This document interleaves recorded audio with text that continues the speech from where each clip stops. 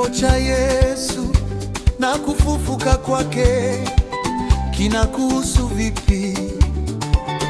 Baada ya kupokea Injili, nimetakaswa milele daima.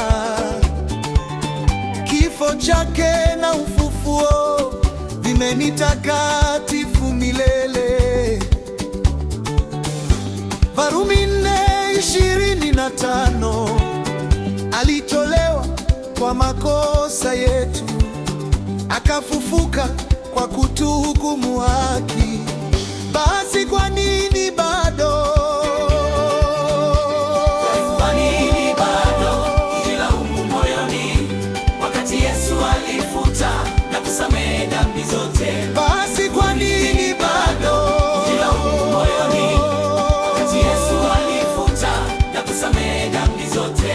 Miaka 2000 iliyopita dhambi zako zote alikufa na kulipa gharama kamili. Zote zimesamewa. Mimi ni mwenye haki na mtakatifu milele. Dhambi bado nawe au msalabani kwa Yesu. Isaya 53:1 hadi 6. Sisi sote kama kondoo tulipotea njia, lakini Bwana akaweka juu yake uovu wetu wote. Kifo cha Yesu na kufufuka kwake kinakuhusu vipi? Baada ya kupokea Injili, nimetakaswa milele daima. Kifo chake na ufufuo vimenitakatifu milele.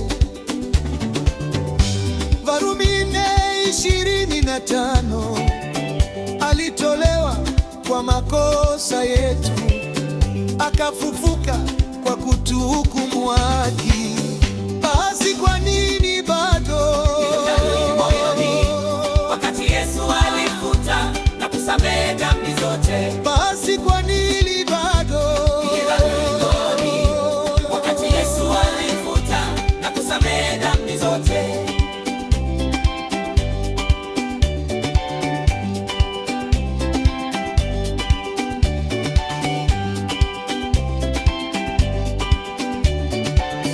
Kifo cha Yesu na kufufuka kwake kinakuhusu vipi?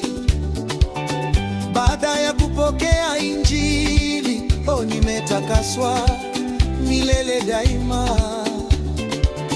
Kifo chake na ufufuo vimenitakatifu milele. Warumi 4:25, alitolewa kwa makosa yetu, akafufuka kwa kutuhukumu haki. Basi kwa nini bado moyoni, wakati Yesu alifuta na kusamehe dhambi zote? Basi kwa nini bado moyoni, wakati Yesu alifuta na kusamehe dhambi zote?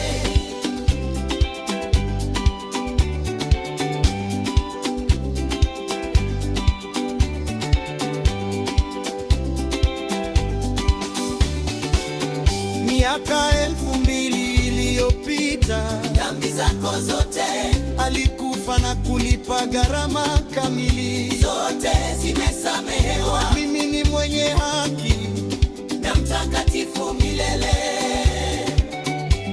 Dhambi bado nawe au msalabani kwa Yesu.